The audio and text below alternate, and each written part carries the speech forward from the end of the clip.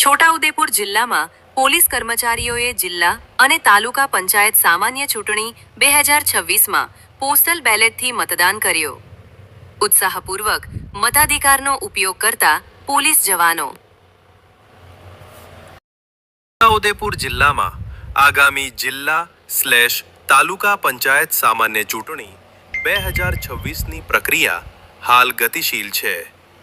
આ ચૂંટણી દરમિયાન કાયદો અને વ્યવસ્થાની જાળવણી તેમજ અન્ય ચૂંટણીલક્ષી ફરજોમાં રોકાયેલા પોલીસ અધિકારીઓ અને કર્મચારીઓ પોતાના મતાધિકારથી વંચિત ન રહી જાય તે હેતુથી જિલ્લા વહીવટી તંત્ર દ્વારા બોડેલી સેવા સદન અને પોલીસ હેડક્વાર્ટર છોટાઉદેપુર ખાતે પોસ્ટલ બેલેટ મતદાન ફેસિલિટેશન સેન્ટર સુવિધા કેન્દ્ર શરૂ કરવામાં આવ્યા હતા.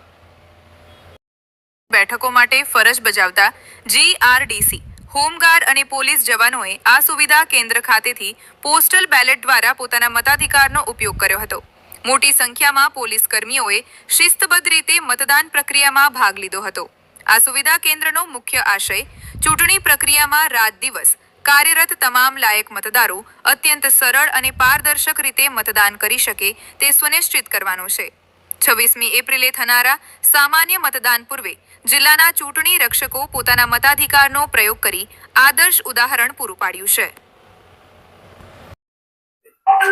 આજ રોજ તારીખ 23 એપ્રિલના રોજ છોટાઉદેપુર જિલ્લા ખાતે પોલીસ અધિકારી કર્મચારીઓ, GRD હોમગાર્ડ જવાનો, પોલીસના લગત અન્ય તમામ સંલગ્ન બ્રાન્ચોનો આજે પોસ્ટલ બેલેટથી SP કચેરી ખાતે અને બોડેલી તાલુકા સેવા સદન ખાતે મતદાન ચાલી રહ્યું છે.